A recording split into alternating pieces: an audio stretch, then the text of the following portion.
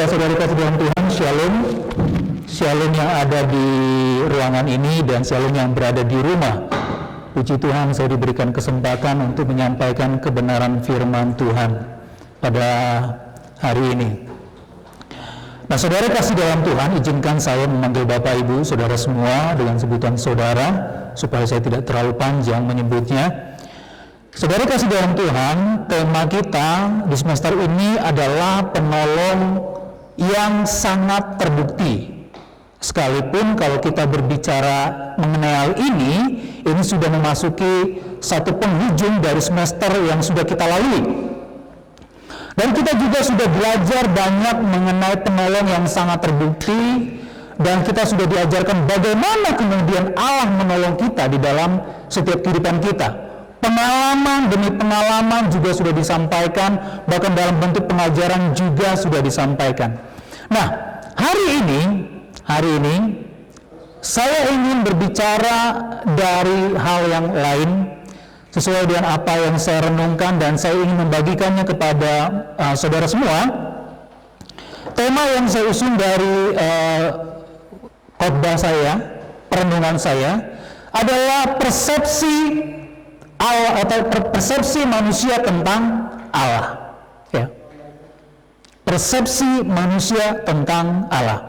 Karena itu saya ingin mengajak Bapak Ibu untuk membuka satu bagian di dalam Alkitab yang terdapat di dalam 2 Petrus pasal yang ketiga. 2 Petrus pasal yang ketiga ayat yang ke-9. 2 Petrus pasal yang ketiga ayat yang ke-9. Ya, waktu yang diberikan kepada saya tidak banyak, 30 menit. Saya berharap saya bisa menggunakan waktu ini dengan baik. 2 Petrus 3 ayat yang ke-9, demikian firman Tuhan. Tuhan tidak lalai menepati janjinya, sekalipun ada orang yang menganggapnya sebagai kelalaian. Tetapi ia sabar terhadap kamu, karena ia menghendaki supaya jangan ada yang binasa, melainkan supaya semua orang berbalik dan bertobat. Sekali lagi saya bacakan, Tuhan tidak lalai menepati janjinya, sekalipun ada orang yang menganggapnya sebagai kelalaian, tetapi ia sabar terhadap kamu, karena ia menghendaki supaya jangan ada yang binasa, melainkan supaya semua orang berbalik dan bertobat. Nah, saudara kasih dalam Tuhan, kalau kita berbicara tentang ayat ini sudah sangat jelas. Ayat ini berbicara tentang kalau LAI memberikan judul itu adalah Hari Tuhan. Tetapi saya ingin mengawali perenungan saya, refleksi saya itu dengan sebuah antitesis. Tesis yang selalu didengungkan kepada kita bahwa Allah itu adalah penolong. Ya. Menolong kita di setiap saat ketika kita mengalami satu kesusahan. Dan Allah, sebagaimana tema kita pada semester ini, Dia adalah penolong yang sangat terbukti. Nah, antitesis saya yang saya pikirkan adalah berkenaan dengan realitas yang kita temukan sehari-hari.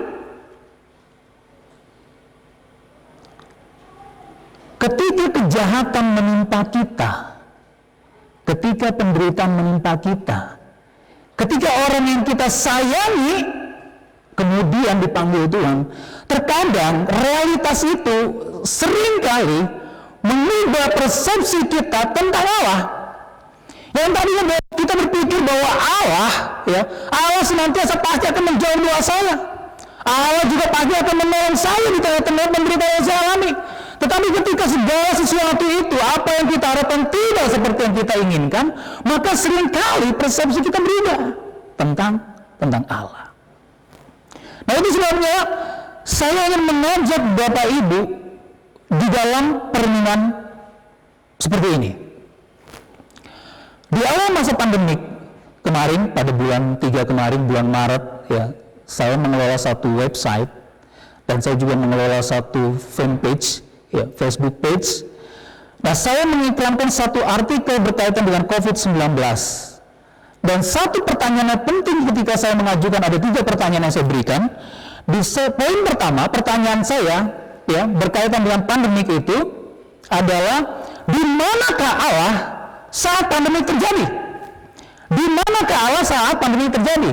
Kalau Bapak Daniel Lukas Lukito dia menulis iman Kristen di tengah pandemik, maka saya membuat satu pendapat untuk memberitakan tentang Kristus, untuk menguatkan orang-orang, baik itu orang-orang Kristen maupun juga di luar kekristenan, untuk mengetahui bagaimana persepsi mereka tentang Allah. Kemudian ketika saya melancarkan pertanyaan itu, memberikan pertanyaan itu, mayoritas dari orang-orang yang mengunjungi Facebook page saya itu, dia mengatakan, dia memilih pertanyaan itu, di manakah Allah saat pandemi terjadi? Kenapa hal itu menjadi hal yang paling banyak dipilih? Karena mereka juga mengalami penderitaan. Orang yang mereka sayangi meninggal. Dan juga ada mereka yang terkena PHK ketika situasi pandemi itu terjadi. Ya, dan ketika mereka mendengar, melihat, menyaksikan berita di media sosial ataupun di televisi, apa yang terjadi? Banyak korban yang berjatuhan karena pandemi. Itu sebabnya poin pertama itu menjadi pilihan yang paling banyak dipilih. Di manakah Allah saat pandemik itu terjadi? Nah, saudara kasih dalam Tuhan, kalau kita berbicara mengenai hal ini, kalau kita berbicara mengenai apakah Allah tidak ada atau tidak menyertai orang-orang percaya ketika pandemi ini terjadi, ya kita melihat banyak korbannya juga adalah dari kalangan rohaniawan. Dan tentu saya tidak tahu persepsi atau gambaran pemikiran mereka ketika hamba Tuhan itu, ya, apakah itu ayah, apakah itu kakek mereka, kemudian dipanggil Tuhan, dan itu dalam kondisi yang mendadak barangkali, pastilah ada satu kesedihan yang mendalam. Kesedihan yang amat mendalam. Nah, itu sebabnya persepsi kita terkadang berubah. Bisa saja berubah, bisa saja goncang tentang Allah kalau kita dihadapkan dengan sebuah realitas hidup. Saudara kasih dalam Tuhan, saya ingat pengalaman saya ketika saya masuk di dalam yang saya sebut dengan lembah kekelaman. Saya tidak tahu apakah saya akan hal ini kepada saudara, tetapi pada waktu itu, pada waktu anak pertama saya lahir, saya memberikan nama kepadanya itu Evangelika Aletheia. Dia lahir di usia 7 bulan, tepatnya 31 minggu. Dan otomatis dia lahir prematur. Karena dia prematur, akhirnya dia tidak bisa kami bawa pulang, tetapi dia dimasukkan di ruang inkubator. Nah, di masa ruang inkubator itu, dia di sana ada 1 bulan 1 minggu. 1 bulan itu tidak ada apa-apa, perkembangannya baik sekali. Dan saya bersyukur kepada Tuhan. Saudara yang kasih dalam Tuhan, saya mengalami satu tekanan-tekanan pada waktu saya memiliki Evangelika, ya, Evangelika Aletheia. Tekanan apa saja? Saya mengalami tekanan ekonomi. Kenapa? Karena rumah sakit untuk ruangannya saja itu 600.000 satu ruangan, untuk ruangan, belum lagi obat, belum lagi dokter. Saya mengalami satu tekanan yang hebat. Karena apa? Saya tidak punya dana yang berlebih. Dalam 1 bulan penghasilan saya pasti sudah habis untuk membayar uang rumah sakit. Untuk kamarnya saja itu pasti tidak cukup. Kemudian apalagi tekanan yang saya alami? Tekanan psikologis, ya. Karena ada yang berpendapat dan menyatakan kepada saya, itu karena kamu punya dosa. Dan itu datang dari seorang hamba Tuhan lagi kepada saya menyampaikan begitu. Tekanan psikologis, itu yang saya alami. Ada tekanan sosial, ya, tidak ada dukungan pada waktu itu. Tetapi tidak ada tekanan politik, ya, karena saya tidak bermain politik pada waktu itu, ya. Tapi tidak ada. Yang jelas saya tidak mengalami tekanan politik. Tetapi saya mengalami 3 tekanan ini. Tekanan ekonomi, tekanan psikologis, dan tekanan sosial. Ya, yang lebih parahnya ketika saya dikatakan bahwa saya ini ada orang berdosa, maka anakmu seperti itu. Itu berat bagi saya. Sepanjang setiap saya datang ke rumah sakit di Boromeus itu saya hanya berdoa di lorong rumah sakit supaya Tuhan menolong. Puji Tuhan, Allah menolong. Ya, puji Tuhan, Allah menolong.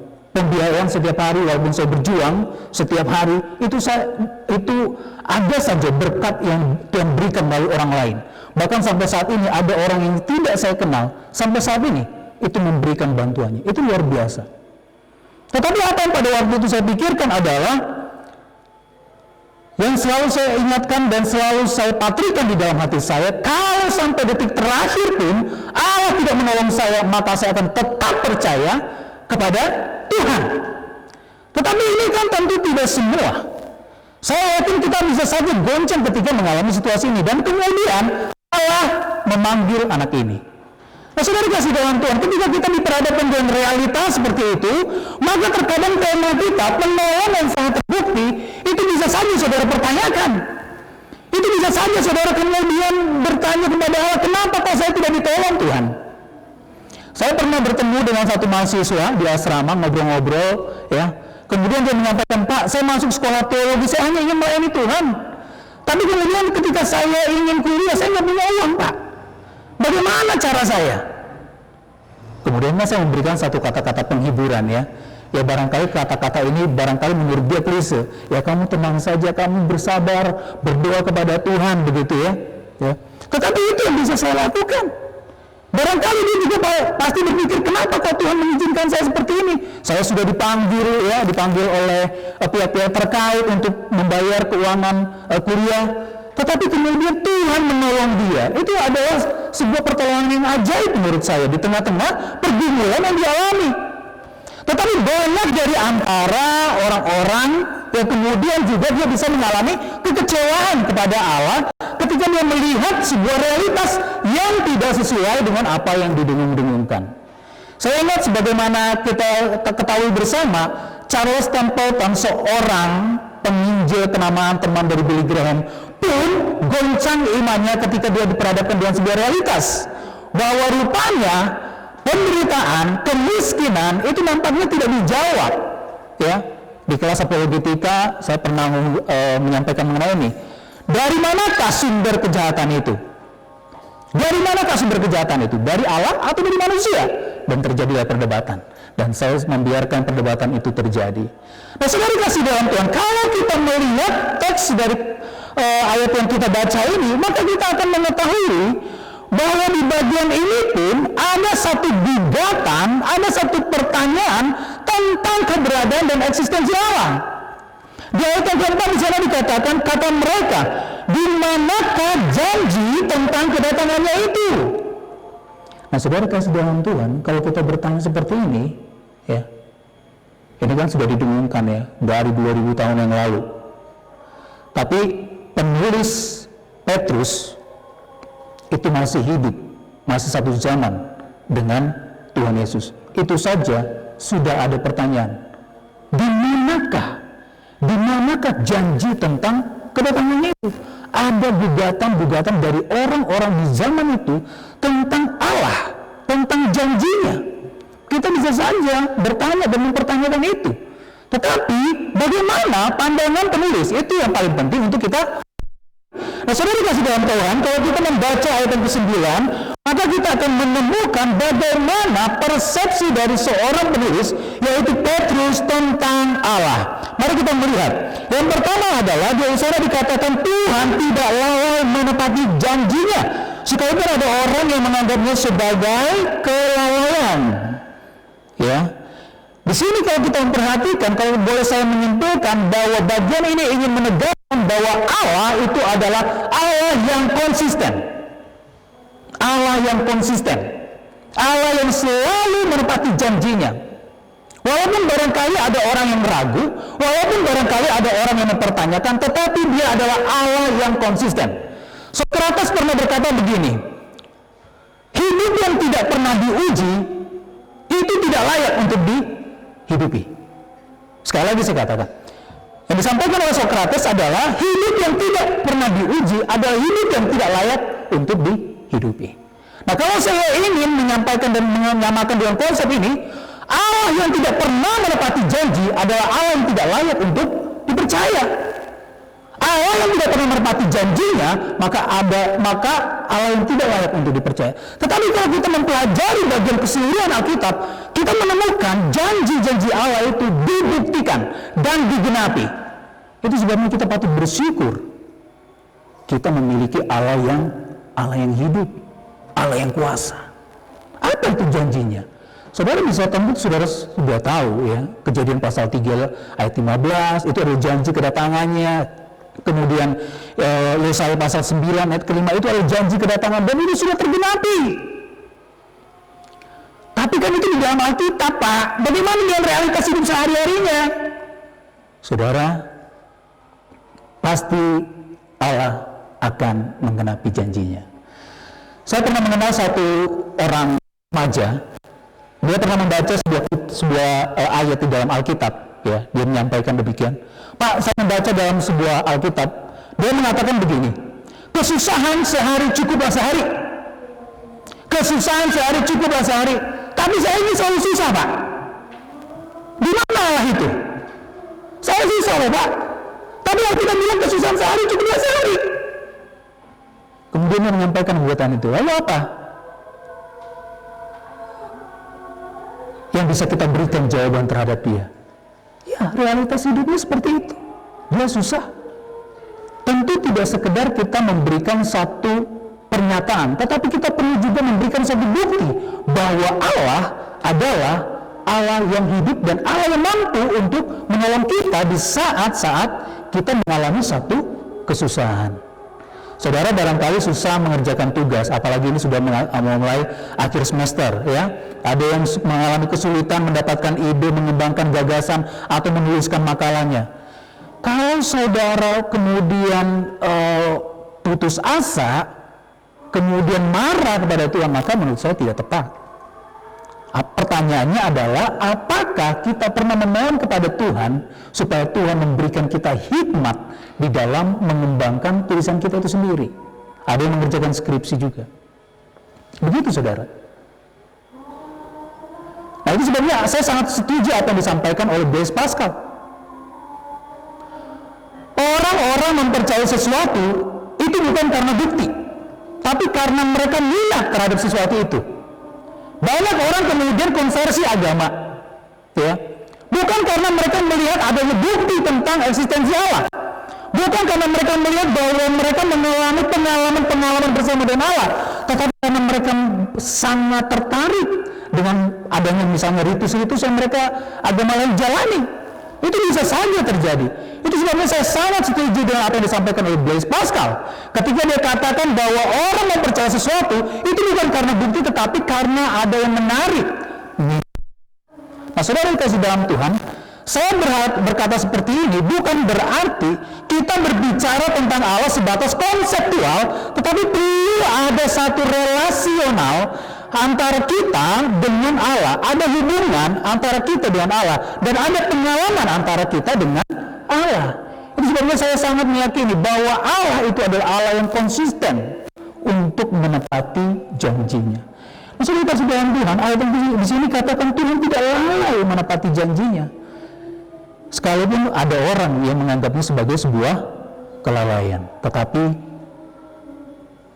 kita sebagai umat-umat yang percaya kepada Kristus tetap mematrikan hidup, mempercayakan hidup kita kepada Allah, karena Dia pasti akan menolong kita sesuai dengan waktu yang dikehendakinya.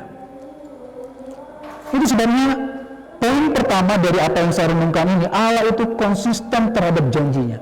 Dan hidup kita, pengalaman kita bersama dengan Tuhan bisa saja menjadi satu bukti. Ya.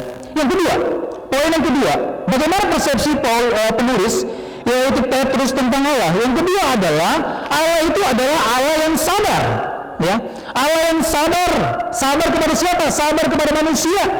Sabar kepada siapa lagi? Sabar kepada kedegilan manusia. Sehingga Dia tetap memberikan ruang, waktu supaya manusia itu kembali kepada Dia. Pertanyaannya adalah sabar terhadap apa? Sabar terhadap apa? Tentu sabar terhadap persepsi yang dimiliki oleh manusia. Bisa saja juga sabar terhadap asumsi yang dimiliki oleh manusia. Tapi juga dia terkadang sabar terhadap justifikasi yang diberikan oleh manusia. Ketika manusia sudah mengatakan bahwa Allah itu tidak ada, itu sebuah justifikasi. Itu sebuah penyangkalan. Itu sebuah penghakiman kepada eksistensi Allah. Ya, tetapi dia sabar. Sabar kepada kita, sabar kepada manusia. Nah, saya ingat apa yang disampaikan oleh Alkitab berkenaan dengan kisah Ayub. Saudara tentu tahu mengenai kisah ini. Ayub adalah orang yang dikatakan di dalam Alkitab orang paling saleh, ya, paling saleh.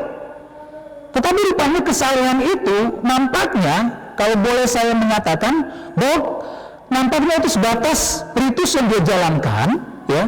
Kemudian dia punya konsep yang bagus tentang Allah, tetapi dia tidak punya pengalaman bersama dengan Allah. Ketika dia diberikan atau diizinkan Tuhan mengalami satu penderitaan, maka dia bertanya dan menggugat Allah, apa salahku dan apa dosaku, begitu ya.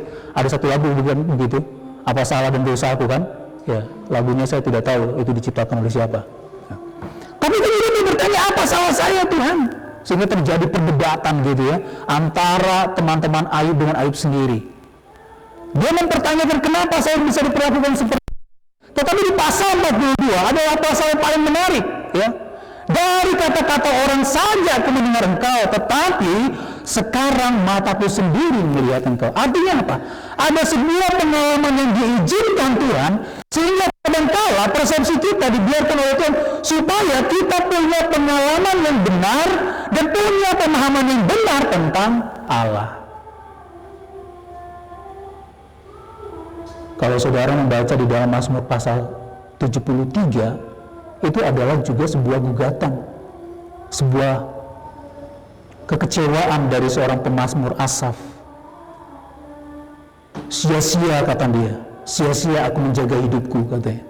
Ternyata orang lain jauh lebih mujur hidupnya, ya, dibandingkan aku yang menjaga hidupku. Itu sebuah bentuk kekecewaan kepada Allah. Tetapi apakah Allah demikian? Tidak. Dia adalah Allah yang sabar, dia adalah Allah yang konsisten, dan dia pasti akan menepati janjinya. Begitu juga dengan apa yang kita alami setiap hari di tempat ini. Kita tidak tahu sampai kapan pandemi ini akan berakhir. Kita juga tidak tahu bagaimana masa depan kita, masa depan saudara, langkah-langkah hidup saudara, ya, setelah nanti dari kampus itu kemana, kita tidak tahu. Tetapi yang kita tahu, bahwa Allah pasti akan menolong saudara dan mengarahkan kemanapun Tuhan akan memimpin saudara. Yang skripsi nanti kita tidak akan tahu prakteknya di mana dan apa yang akan terjadi. Bahkan 1 detik ke depan, 1 menit ke depan kita tidak tahu. Tetapi yang kita tahu bahwa Allah senantiasa memiliki satu kehendak di dalam kehidupan kita. Kehendaknya itu adalah kehidupan yang kehendak yang terbaik untuk kita. Karena itu tetaplah berpegang kepada janji Allah. Itu sebabnya saya mengawali dengan sebuah antitesis, membandingkan sebuah realitas yang kita alami dengan kehidupan dengan firman Allah. Tetapi kalau kita mengacu kepada firman Allah dan pengalaman-pengalaman hidup kita, maka kita tiba pada satu kesimpulan bahwa Allah adalah Allah yang peduli kepada manusia, dan dia tidak pernah meninggalkan janjinya dan tidak pernah meninggalkan kita barang sedetik pun. Sekalipun ada orang-orang yang kemudian merasa kecewa, tetapi dia sabar terhadap persepsi kita, sabar terhadap asumsi yang kita bangun, tetapi dia adalah Allah yang peduli. Amin Bapak Ibu. Kita berdoa.